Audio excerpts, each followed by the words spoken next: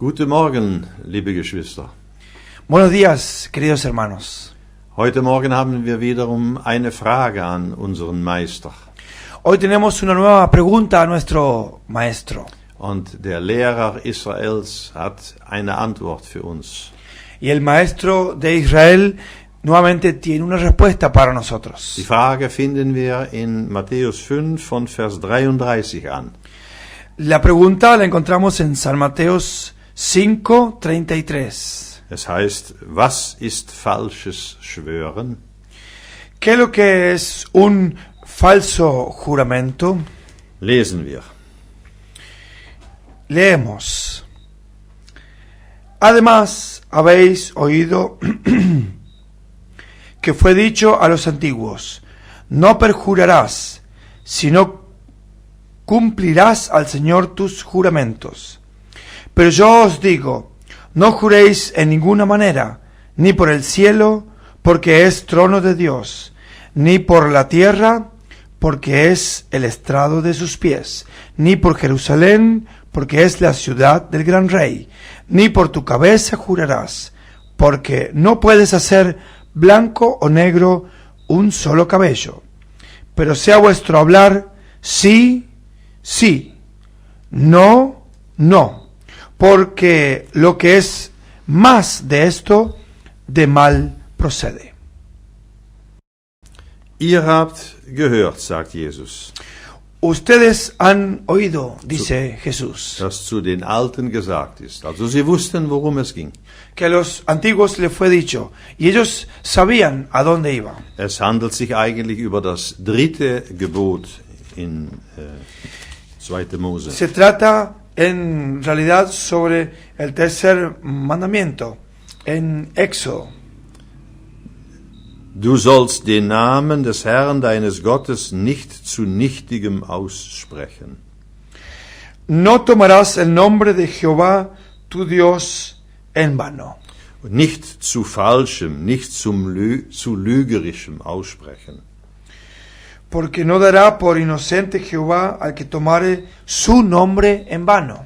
Das ist eigentlich, worüber es geht und worüber Jesus sagt, ich sage euch, ich erkläre euch es. Y de esto se trata, en especial donde Jesús dice, yo os digo. Und Jesus ist ja die Wahrheit, also die Wahrheit erklärt uns jetzt.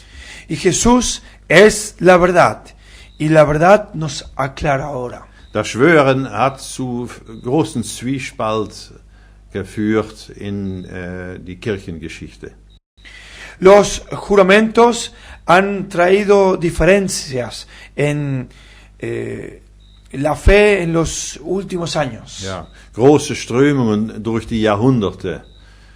Die katholische Lehre, Con los años, muchas diferencias, aún así, en especial la ideología católica. ja, die protestantische Auffassung und Meinung. La idea de los protestantes. Die Mennoniten nehmen es bis heute noch buchstäblich. Y aún así los menonitas hasta hoy lo llevan textualmente. Man darf nicht schwören, meinen sie. Ellos opinan directamente, no se debe jurar. Wir merken auch an die Antwort Jesu hier, dass es verschiedene Zeiten gewesen ist. Pero vemos aquí en la respuesta de Jesús que con el correr de los años había diferentes opiniones sobre el tema. Schwöre nicht bei dem Himmel, No jures contra o por el cielo, nicht bei der Erde, nicht bei Jerusalem, ni por la tierra, ni por Jerusalén, nicht bei dem Haupt. ni por tu cabeza.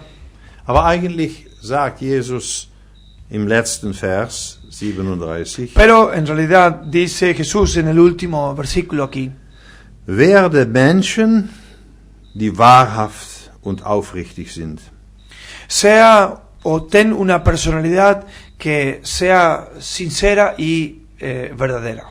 Werde zu erwachsene Persönlichkeiten. Sé una personalidad crecida o adulta. Das ist eigentlich auch das Gottdienen. Y eso es en realidad también el servicio a Dios. Das ist die Frucht der wahren Religion. Ese es el fruto de la verdadera religión. Innerlich in Erkenntnis wachsen und wahrhafte, aufrichtige Menschen sein. creciendo en nuestro interior y ser un verdadero hijo de Dios. Persönlichkeiten, die, wenn sie Ja sagen, Ja meinen, Personalidades que cuando dicen sí, opinan ser sí, auch das Ja leben, y también viven el sí, aber wenn sie überzeugt sind von Nein, sagen sie Nein. pero cuando están convencidos por el no, dicen no. Und dann leben sie auch Nein. Y aún así también lo viven así, no. So Menschen, worauf man bauen kann. Así, personas por las cuales uno puede edificar. Menschen, die man auch fragen kann Rat. Personas que uno puede pedir consejo. Sie sind innerlich überzeugt. Son personas convencidas interiormente. Sie können auf den richtigen Moment Ja sagen, Puede decir el momento justo sí, aber sie können genauso gut auch Nein sagen und dabei bleiben. pero también exactamente pueden decir no y quedar con el no. Und das ist eigentlich das Thema von heute Abend. Y ese es en realidad el tema de hoy. Es handelt sich nicht so sehr um das Schwören. No se trata en realidad tanto por el juramento. Jesus will eigentlich sagen, ihr braucht gar nicht schwören, Jesús quiere decir, en realidad no necesitan jurar, aber seid aufrichtige Menschen. pero sean personas sinceras. Ja oder nein.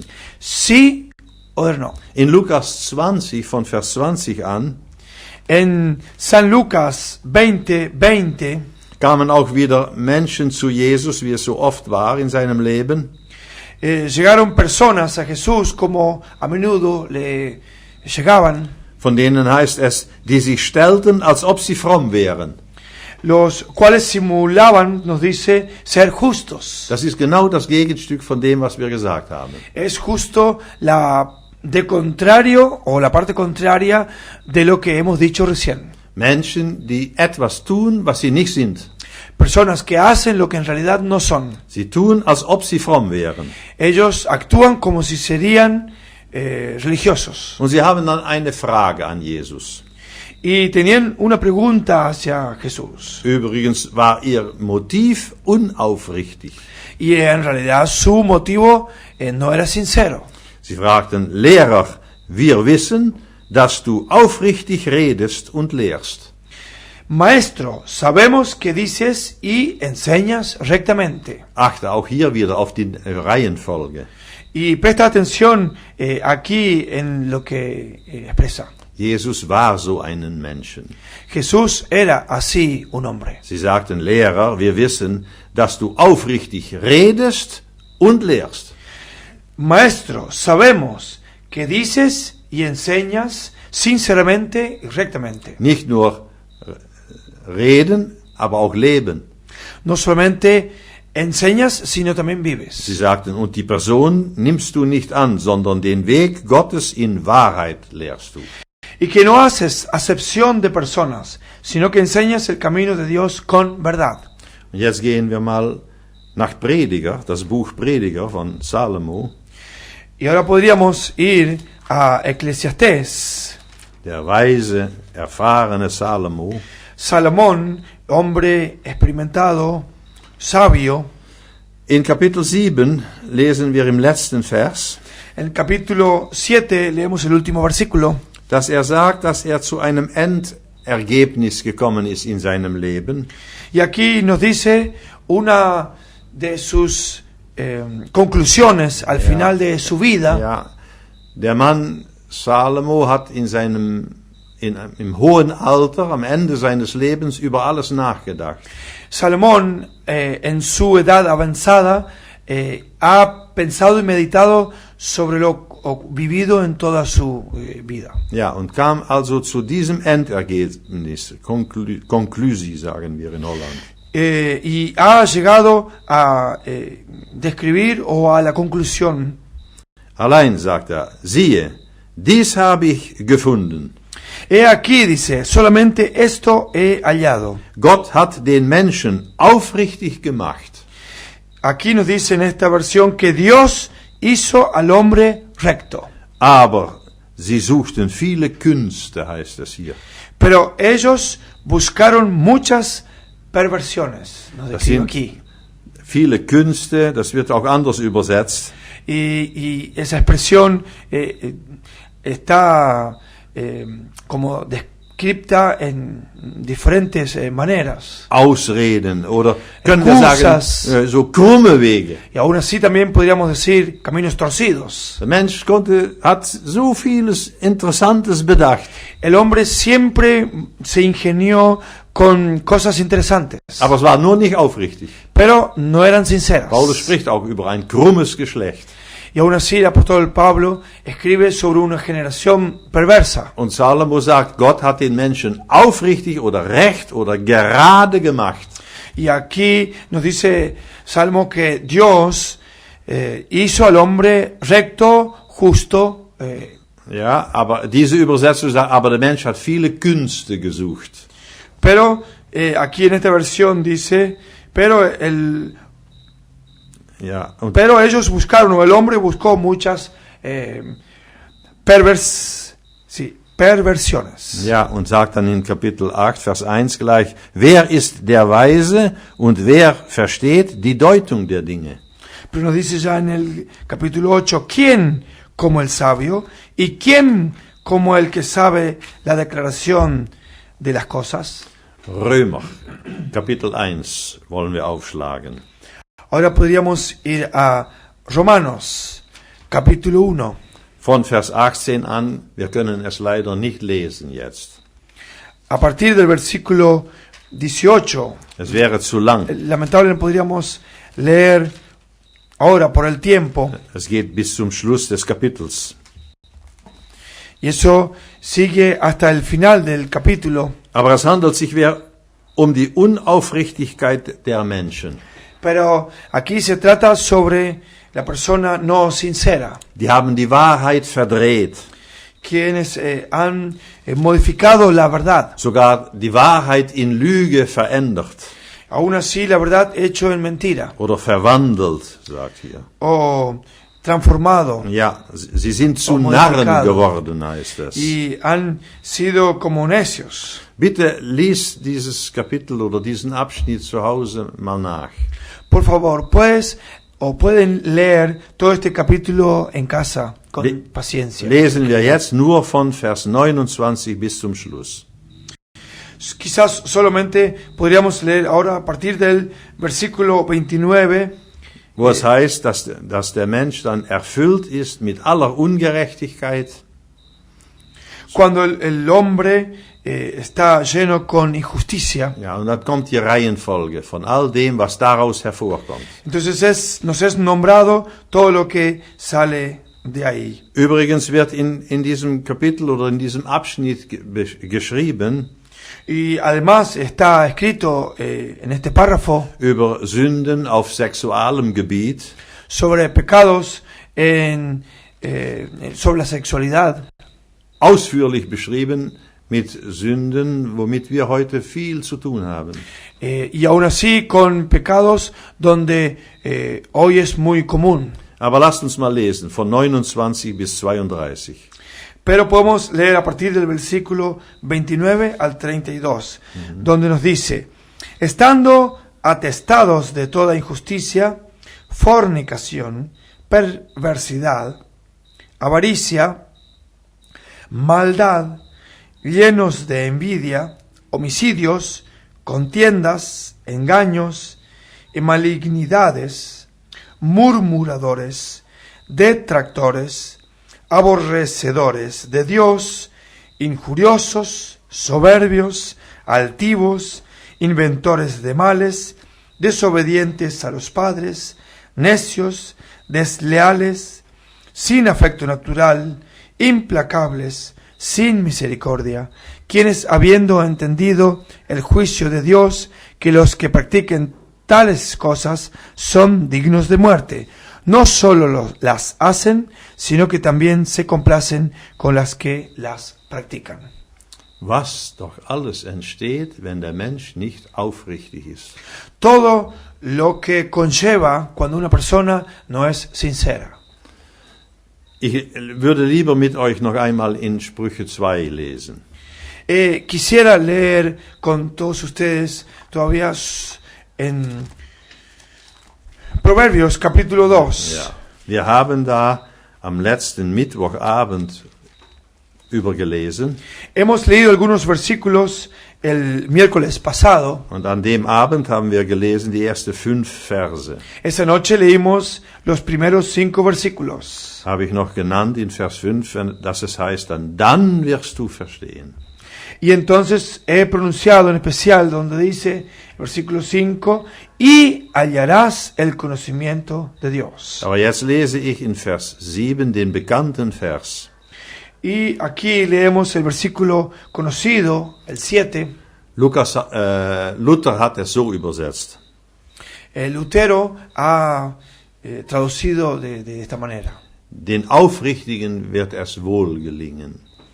A los sinceros se le darán las cosas. Es heißt hier so, hält für die Aufrichtigen Hilfe bereit.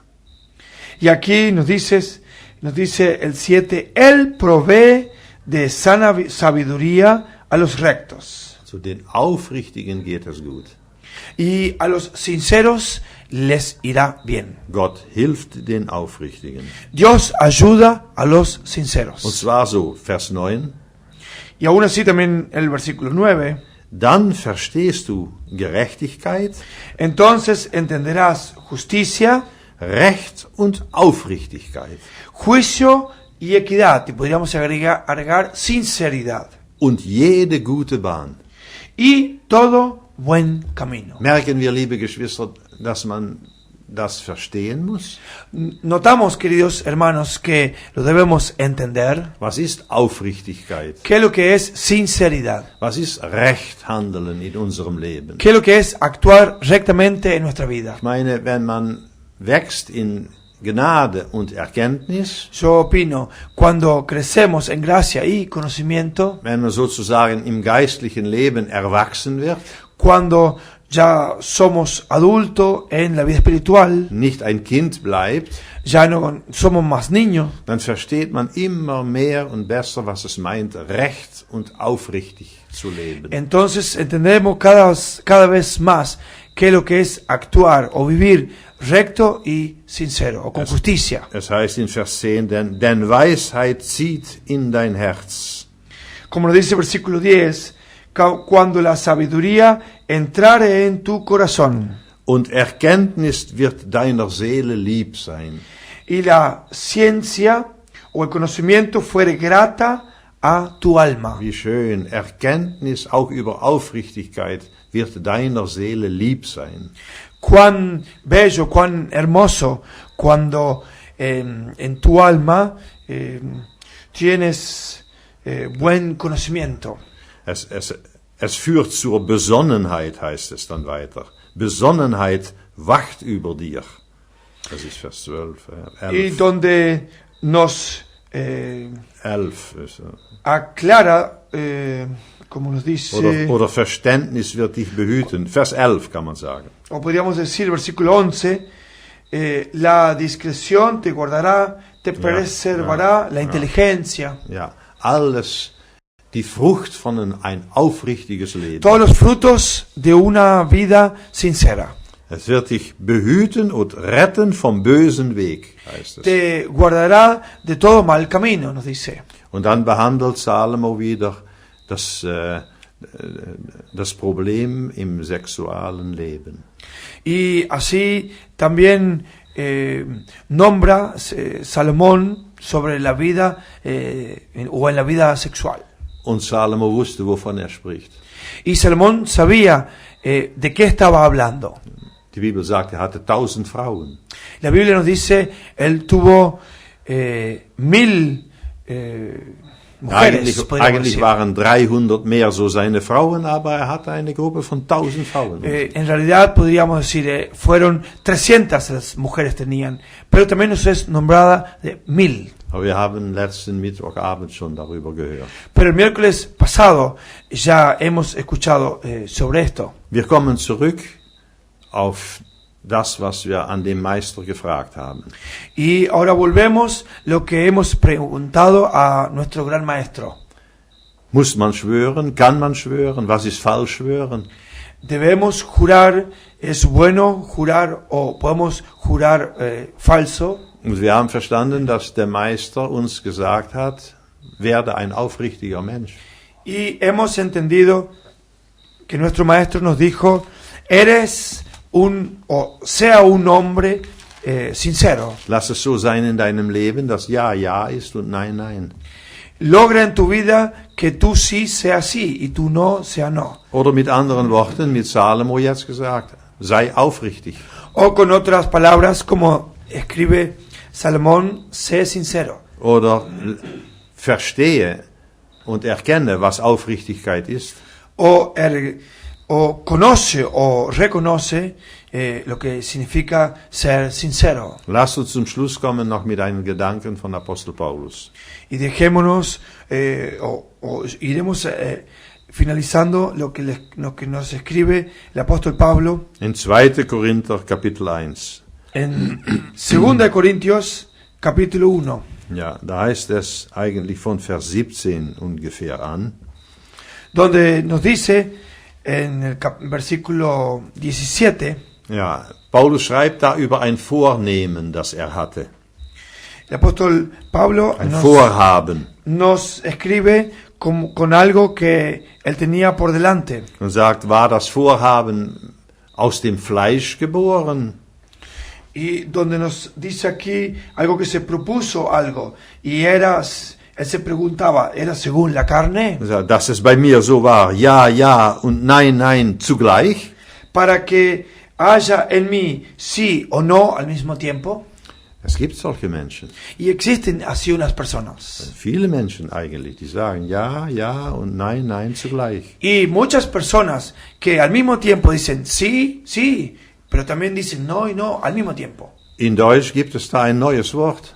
En idioma alemán existe hay una palabra nueva, Das sagt Jein. donde es difícil en español, Kombiniert. pero Ja und sí, nein. no sí, podríamos decir. Ja. Menschen, die zu einem sagen ja, Personas que a algunos le dicen sí, aber sagen zugleich zu jemand anders nein. pero al mismo tiempo, el mismo tema, otra persona dice que no. Sie sprechen sozusagen mit zwei Zungen. Y hablan al mismo tiempo con dos lenguas. Wir sagen heute Abend, sie sind unaufrichtig. Y hemos dicho ellos no son sinceros. Sind keine Persönlichkeiten, so wie Gott den Menschen gemacht hat. No tienen esa personalidad como Dios los hizo, lo quiere. Und sind auch nicht herangewachsen als Menschen, die ihr Ja und Nein klar sind. Y no son personas que han crecido con una personalidad de tener un sí o un no. Aber Paulus sagt hier von Vers 18 an, Pero el apóstol Pablo nos dice aquí a partir del versículo 18. Ja, vielleicht lesen wir das mal. Von 18 bis 20. Podríamos leer a continuación donde nos dice, mas como Dios es fiel, nuestra palabra a vosotros no es sí y no.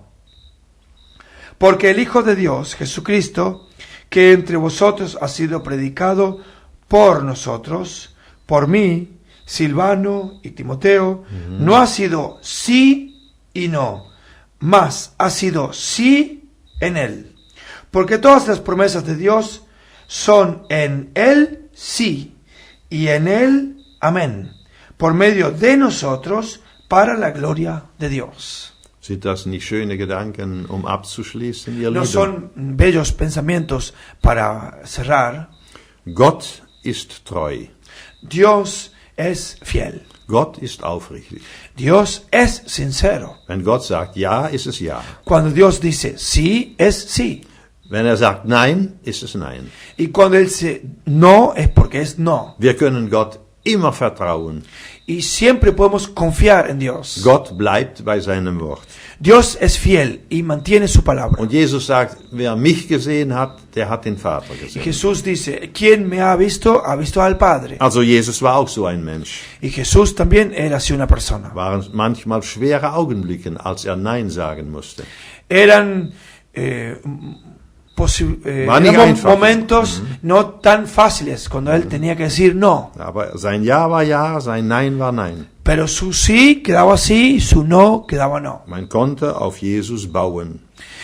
Se podía edificar con Jesús. Und nun sagt Paulus hier so, Pero a la vez escribe el apóstol Pablo, Vers 19, denn der Sohn Gottes, Christus Jesus, der unter euch durch uns gepredigt worden ist, como nos dice, porque el Hijo de Dios, Jesucristo, que entre vosotros ha sido predicado durch Silvanus und Timotheus, por nosotros, por mí, Silvano y Timoteo, ja, war nicht Ja und Nein zugleich. no ha sido sí y no al mismo tiempo. Denn so viele Verheißungen Gottes es gibt, in ihm ist das Ja, deshalb auch durch ihn das Amen. Porque todas las promesas de Dios son en Él sí y en Él amén. Und meine Lieben, jetzt noch einmal aufgepasst. Y queridos amados, presten atención una vez más.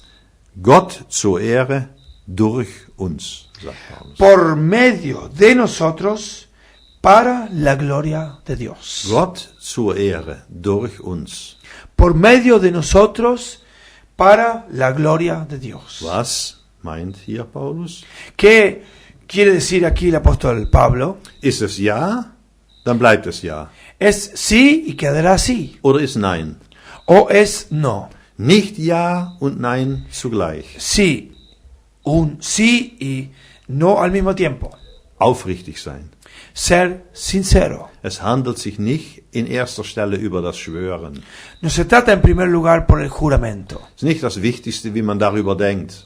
Y no es lo más importante lo que uno piensa sobre esto. Der eine sagt, man darf schwören, der andere sagt, besser nicht schwören. Uno opina que se puede jurar, el otro dice que no es necesario. Was der Meister uns sagen will, ist Folgendes. Lo que nuestro maestro nos quiere decir hoy es lo siguiente. Werde durch die Gnade Gottes einen aufrichtigen Mensch. Sé una persona sincera mediante la gracia de Dios. Einen Menschen, worauf man bauen kann. Sé una persona la cual se puede confiar. In alle Lagen des Lebens aufrichtig, ehrlich. En todas las situaciones de la vida, ser sincero, ser recto. Durchsichtig in Wahrheit. Para que se pueda ver la realidad. Gott zur Ehre durch uns.